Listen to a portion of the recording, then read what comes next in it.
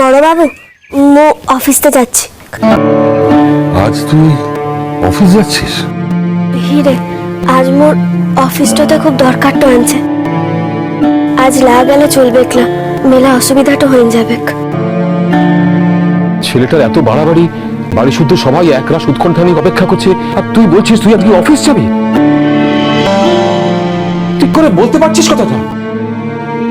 থাক না, যেতে দাও। আমার ছেলের জন্য সবাই কেন নিজের নিজের ক্ষতি করবে বলো তো?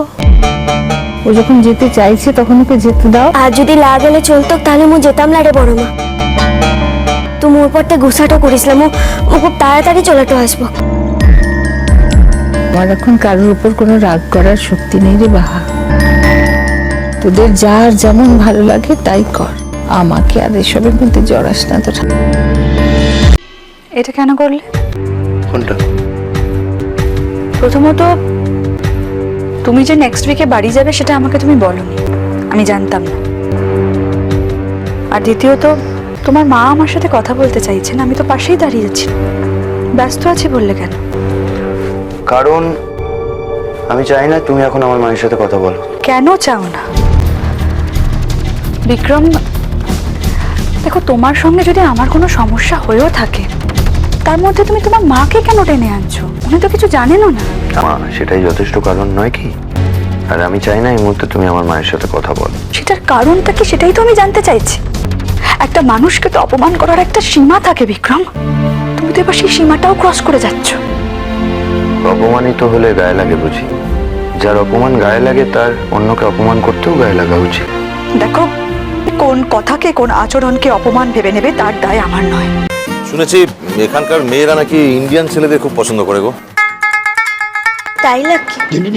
হ্যাঁ, একবার বাগে পেলে না ছাড়তেই চায় না। মানে তাই ভাবছি আর কি। তাহলে কোনো ছেলেকে খুঁজলা, ও মেয়েটাকে খোঁজার দরকারটা আনছে নাকি? তা আবার হয় নাকি? কি করে হয় বলো তো? কি হয়লা? তোমারও না বুদ্ধির বলিহারি। সিম্পল কথা বোঝো না?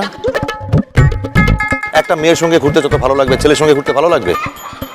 শুনো কি না উঠছে বাবু, তোমার এখন না বিহাটো হয়ে যাচ্ছে আর ঘরতে একটু বহু আনছে। মোর মুখটো তেলা এখন এই সকল কথাগুলো শোভানটো পায়লা। আমি শুরু করেছিলাম, তুমি তো বললে। আর বরের সঙ্গে ঘুরতে বেরিয়ে যদি একটা মেয়ে সারাক্ষণ বরের কানের কাছে ঘ্যানো ঘ্যানো করতে লাগছে না, ভালো লাগছে না, ভালো লাগছে না, তাহলে কোন বরের ভালো লাগবে বলো তো? উঠছে বাবু, মু তো তুখন বলে এটো ছিলাম, ও তো এখন আর বলিক লাই রে। বাবা, তার মানে এখন ভালো লাগছে তাই তো? এই রে, এখন মোর খুব ভালোটো লাগে। না না সাজবাতি, বিদেশের ফোন নাম্বার দেখলে একদম ফোন ধরো না। দেখবে সরকার থেকে বারবার এই নোটিফিকেশন পাঠাচ্ছে, মানে এইসব অজানা নাম্বারে ফোন ধরতে বারণ করছে বারবার করে, ধরো না। না বাবা, আসল ব্যাপারটা তা নয়। সরকার বারণ করেছে কিছু কিছু সিলেক্টেড নাম্বারের ফোন না ধরতে, যেটা তোমাদের ফোনে সেভ থাকবে। তার মানে এই নয় যে তুমি যে কোনো অচেনা নাম্বারে ফোন ধরলে, তাহলে তো কোনো প্রয়োজনীয় ফোন তোমার কাছে আসবেই না। আর এমন তো নয় যে তুমি সবাইকে চেনো যারা তোমাকে ফোন করবে। কেউ না কেউ তো তোমাকে কখনো না কখনো ফোন করবেই। হ্যাঁ সাজবাতি, কোন দেশের নম্বর দেখে বোঝা যাচ্ছে না? কি জানি মেজমণি, দেখে তো মনে হচ্ছে ইউকের নাম্বার। একবার দেখো না নাম্বারটা। দেখে তো আমার ইউকের নাম্বারই মনে হচ্ছে। একবার দেখবো নাকি কল ব্যাক করে? না, আমার ফোন থেকে তো ইন্টারন্যাশনাল কল করতে পারবে না। সে কি? তাহলে আমাকে বলোনি কেন তখন? ও বলছিলাম যে একবার ফোনটা করে দেখলে ভালোটা হতো না। ও দেশটাতে তো মুও ছিলাম, বড় দাদা বাবুও ছিল। ওর তো মনে হচ্ছে বড় দাদা বাবুর কোনো চেনা। হাই অর্চি, কেমন আছো? আর শোনো না, ওই সেদিন তুমি কি সব বললে না, আমার মাথায় ওটা ঢোকেনি। আমি তোমার সঙ্গে কথা বলতে যেতাম, তুমি কি বলেছো বিক্রমকে? ও সেদিন থেকে পাজল হয়ে আছে। ইনফ্যাক্ট তুমি যে কথাগুলো বিক্রমকে বলেছো সেগুলো আমি তোমার মুখ থেকে শুনতে চাই। আমি কিছু ঐতিহাসিক সত্যি কথা বলছি, সময় এলেও নিজেও জানতে পারবে। পারার কথা, তাতে আমার কোনো কৃতিত্ব নেই। কিন্তু এরকম পাবলিক প্লেসে রাস্তায় দাঁড়িয়ে তোমরা যেটা করছো সেটা কোনো ঐতিহাসিক সত্য বলে আমার মনে হয় না। এভাবে উত্তেজিত আর ক্রুদ্ধ করার মতো কিছু করেছি বলে তো, গর্হিত কাজ করেছি বলে তো আমার মনে হয় না। আর পাবলিক প্লেসে যদি আমি কিছু করেই থাকি সেটাতে পাবলিক বাধা দেবে। তুমি না এতটা মাথা নাই ঘামালে। 1000, 2000, 3000, 5000। কি হলো? তো ঘামছিস কিসের লেগে? তোর মাথারও ঘুরাইছে নাকি বড় বাবু? থামবে, চলে যা, চোখের সামনে থেকে যা।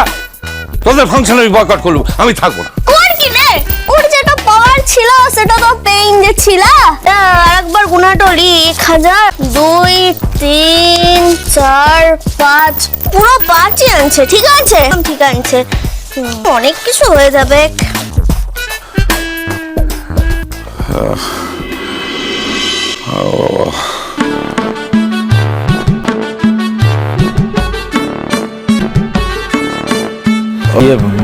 বাবা কি দরকার ছিল এখন? ওদের তো লাগিও না, বুঝলে। আজকে যদি পারিস একটু তাড়াতাড়ি আসতে তাহলে। কি দরকার জেঠিমণি, আমি তো বাড়িতেই আছি। ওরা কাজের মানুষ, বেরোচ্ছে বেরোক, আমি বাড়িতেই আছি, আমি নিয়ে যাবক্ষণ। ভাইয়া আর একটু ভাত দেবো তোমাকে?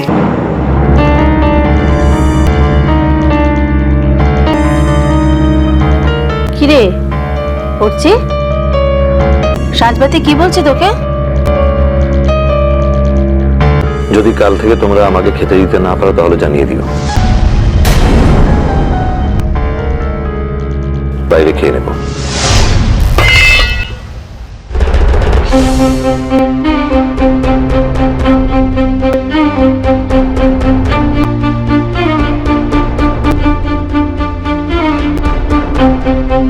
পড়ছি বাবু, এটা তো কি বললি? যা বললাম ঠিকই বললাম। সুটকেস গোছাচ্ছ যে? আমি তো জাস্ট একদিনের জন্য পলাশবনি যাচ্ছি, তুমি কি কিছুদিন থাকবে? না তো। তাহলে সুটকেস গোছাচ্ছ কেন? বাইরে গোছগাছটা করতে হবে তো। বুঝতে পেরেছি, মনে আনন্দ আর ঢেকে রাখতে পারছো না, এখন থেকে গোছগাছ শুরু করে দিয়েছো। একটা সম্পর্ক ভাঙছে, আমার তো সমস্ত মন জুড়ে এই ভাঙার বাজনা বাজছে। বিসর্জনের বাজনার মতো তাহলে তোমার শুধু আনন্দই হচ্ছে বাহা, তাই তো? বুঝেছি। এখান থেকে ঘোষণাটা করে দিয়েছিস, ও পলাশবনিতে ঘোষণাটা করে দেওয়ার পর তো আর থাকে বাকিটা থাকছে না। তারপর তো কি ঘরটা আটকাইন টাকা চলে বল। এইসব নাগরিক চাতুর্য তোমাকে এখনো মানায় না বাহা। তো চাতুর্য এই যে বললে আঁকড়ে থাকা যায় না, এমন করে বলছো যেন তুমি আঁকড়ে থাকতে চেয়েছো। তুমি তো আঁকড়ে থাকতে চাওনি। মোতর লেগে একটু উপহারটা এনেছি, যদি ইচ্ছাটা হয় সেটা লিস কিনে। কি আছে ওতে? মেলা দিন থেকে দেখি তোরা আগুর ঘড়িটা বন্ধটা হয়ে যায়, ব্যাটারিটা দিলাম সেটা চলিখলাম। তার লিগে মু আগতেই ঠিক করেছিলাম তোর জন্মদিনটাতে মু তোকে একটু ঘড়িটা উপহার দেব। এই প্যাকেটটাতে ঘড়িটা আনছে, যদি ইচ্ছাটা হয় পরিস কিনে। ওই ঘড়ি আমার চাই না। তো মোর ঘড়িটা লিবিকলা। এই ঘড়িতে এখন থেকে যে সময়গুলো তোলা থাকবে সেই সময়গুলো আমি দেখতে চাই না বা, তাও আবার তোমার দেওয়া ঘড়ি থেকে। আমার ঘড়িতে আমাদের দুজনের যে মুহূর্তগুলো তোলা আছে সেটাই থাক। বাহা, আমরা তো কেউ অমানুষ নই, আর প্রত্যেকের মধ্যেই তো মানবিকতা বোধ আছে। তবু তোকে একটা কথা না বলে পারছি না, জানিস তো। দেখ, প্রত্যেকটা মানুষের জীবনেই তো দুর্যোগ আসে। আমার এই মুহূর্তে যে দুর্যোগটা এসেছে সেটা তো আকাশ থেকে পড়ার মতো আমি স্বপ্নেও ভাবতে পারিনি। একটা মেয়ের জীবনে এর থেকে অসম্মানের আর কি হতে পারে বল? ও তো আমাকে এটার মধ্যে দিয়েই যেতে হচ্ছে। আর তোর জীবনে যেটা ক্রাইসিস সেটা তো শুরুর দিন থেকে ছিল, নতুন করে সেটাকে এন্টারটেইন করার কি দরকার বলতো? দিদিমণি, ও যদি খুব অসুস্থটা হয়ে যায়, ওকে যদি দেখার মতো আর কেউ না থাকে, তখন কি মোয়াকে ফেলেটা দিতে পারবো?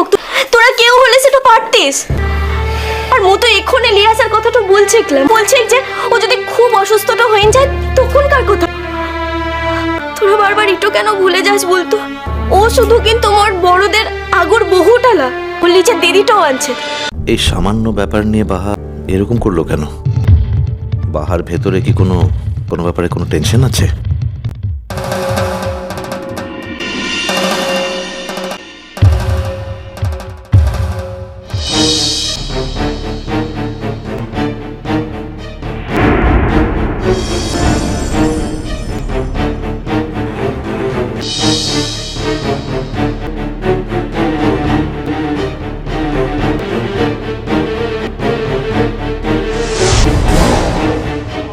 চাবিটা মোর কাছকেই রাখতে হবে। ওই আলমারি নিয়েই কিছু ব্যাপার আছে। আমায় কিছু একটা গোপন করছে আজ, কিন্তু সেটা কি? বাহা, শোনো, তুমি আমার কাছে কোনো কিছু লুকোচ্ছ না তো? তুই তো কিছু লুকাই না তোর কাছে। কোনো করো না, আমার কাছে কোনোদিনও কিছু লুকিও না বাহা। মু যেটা করেছি তো মানুষের লেখকে করছে বাবু। তুই সকল কথা জানলে মোর পরতে কিছুতেই আর গুছাটো করতে পারবি না। আমাদের মধ্যে কি কথা হচ্ছে সেটা শুনতে চাই বলতে পারতে, ফোনটা স্পিকারে দিয়ে দিতাম। বুঝছি বাবু, তোদিকে দুজনের কথাটা শোনার মোর কোনো ইচ্ছা টোলাই, কারণ মু কল্পনা তো করতে পারি তোরা দুজনতে কি বলতে পারিস। আলাদার মধ্যে এখানে ড্যাং ড্যাং করে দাঁড়িয়েছিল তো, তাই কথাটা বললাম। তোকে একটু কথা বলি, ও কথায় আছে না, এক তেলারি তার চলন্ত বাঁকা, তোর অবস্থাটা হয়েছে তাই। এখন রাত 12টা বেজে যাচ্ছে, মু যদি এই ঘরটা ছেড়ে চলেটো যেতাম, ফিরে আসার পর তুই তো মোর সঙ্গে অশান্তিটা করতিস, আর মু এই ঘরটাতে আনছি বলে মোর সঙ্গে অশান্তিটা করছিস। মানুষের মধ্যে মিনিমাম একটা সভ্যতা ভব্যতা থাকে বাহা, দুজন মানুষ কথা বলে মাঝখানে হাঁ করে দাঁড়িয়ে থাকে না। মু তো চিরটাকালই মাঝখানটাতেই ছিলাম, তুই তোকে চিরটাকালের লিগে মাঝখানটাতেই রেখে দিয়েছিলিস, তাহলে আজ এই কথাগুলো বলছিস কিসের লিগে? তুমি কি এখন আমার সঙ্গে ঝগড়া করবে ঠিক করেছো? মু তো ঝগড়াটা করতে চাইলেই হচ্ছি বাবু, তোমাকে কথাগুলো বলছিস তার লিগে বলছি। সকল সময় যে তুই বলবি মোর কিছু বলার থাকবে না সেটা তো হবে না। কি বলবে তুমি? কি বল? মু তো জানতা তোদিকে দাদার সাহসটা আনছে, কিন্তু এবারতে প্রথম বুঝতেটা পারলাম যে ও কতটা ভীতু। এ বাবা, এই কথাটা মানছি না, আমাদের দাদাভাই ভীতু। ওই সেদিন যখন আমি অগ্নি পরীক্ষা দিচ্ছিলাম তখন আমাকে ভীতু মনে হচ্ছিল। মনটা তো আমার ঠিকই ভয়টা ছিল। কখনো না, আমি একদম ভয় পাইনি। হ্যাঁ, আমি শুধু একবার একজনের সঙ্গে দেখা করতে চাইছিলাম, ব্যাস। এই কথাগুলো এখন থাক নড়ছি বাবু, যেটা হইন যাচ্ছে সেটা হইন যাচ্ছে। কি ব্যাপার উঠছি? মনে হচ্ছে কোনো রহস্য আছে এর মধ্যে। আপনি আপনার বাহামণিকে জিজ্ঞেস করুন, ওই বলবে। লালা থাকলা তো একটু অন্য কথা।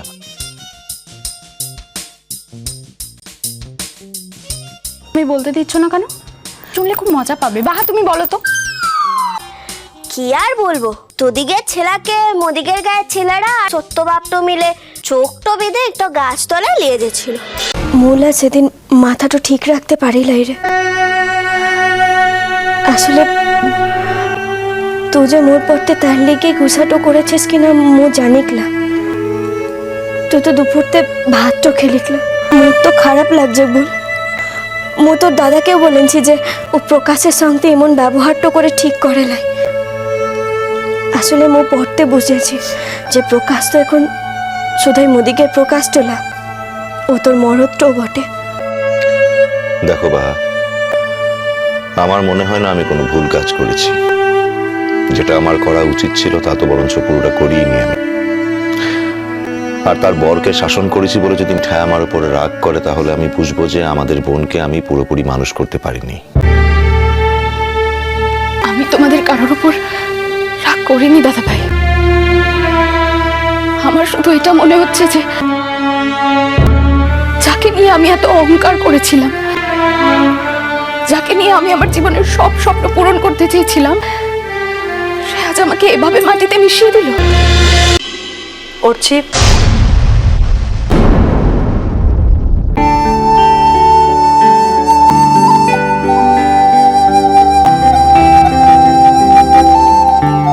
তুমি বিক্রম এসো। মানে আপনিও আছেন? আসুন।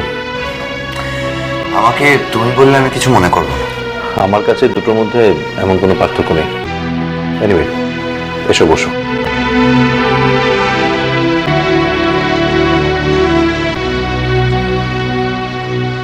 হঠাৎ আমার অফিসে কোনো ইমার্জেন্সি হলো নাকি, তাই জানবার জন্য বললাম।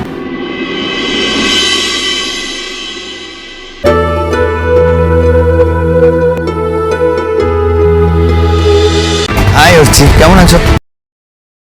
আর শোনো না, ওই সেদিন তুমি কি সব বললে না, আমার মাথায় ওটা ঢুকে নেই।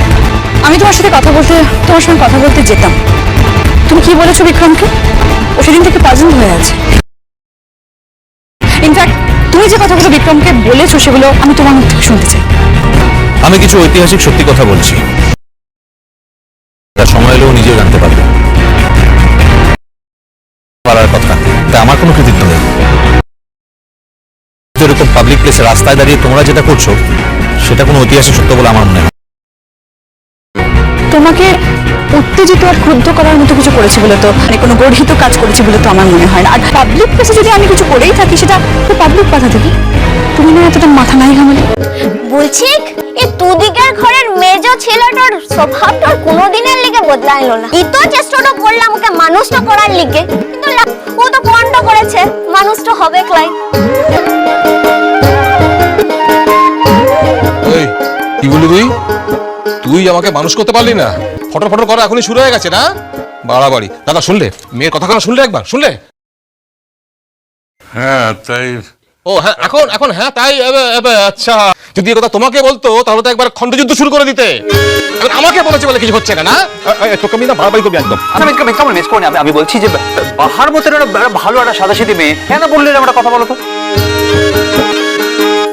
হ্যাঁ, আর দেখো না মিসদি ভাই, মির্জা তো একটু আগেই বলছিল না বাহাকে ফোঁটা পড়ানোর কথা, চিকে ভালো করে নিয়ে এসেছে বলে। এই বাহা এক্ষুনি মির্জাকে এরকম ভাবে বলছে, কিন্তু আরে ও তো তার লিগাই বলছি রে। দিদিমণি কোথাকে পেলেক বলতো চিঠিটা? আমাদের আলমারিতে লকারের ভেতর আর একটা লকার আছে। আমাদের এমন কিছু গোপনীয় কোনোদিন ছিল না ওই লকারে রাখার মতো, সে কারণে ওই লকারটায় কোনোদিন হাত দেওয়া হয়নি, মানে আমি তো অন্তত দিইনি। আজকে আলমারিটা একটু পরিষ্কার করব বলে খুলেছিলাম, বড়দাদা ভাইয়ের জামা কাপড় সব গুছিয়ে রাখতে রাখতে লকারের মধ্যে তো লকারটা একটু অগোছালো হয়েছিল, বহুদিন হাত পড়ে না। কিবার এমন আছে লকারে? আমার তো একটা সোনার গয়না, তোদের দাদাবাবুর কয়েকটা শখের কলম, বেশি কিছু সুভেনিয়ার আর কিছু টাকা। তো সেগুলো গুছিয়ে রাখতে রাখতে আমার মনে হলো যে ওই ভিতরে যে লকারটা আছে ওটা তো কখনো কোনোদিন হাত দিইনি। কি মনে হলো আমার, ভাবলাম যে ওটা খুলে দেখি তো ওখানে আমার অজান্তে কিছু থেকে গেছে কিনা। ইষ্টি কুটুম সোম থেকে রবি প্রতিদিন বিকেল 5টায় স্টার জলসায়।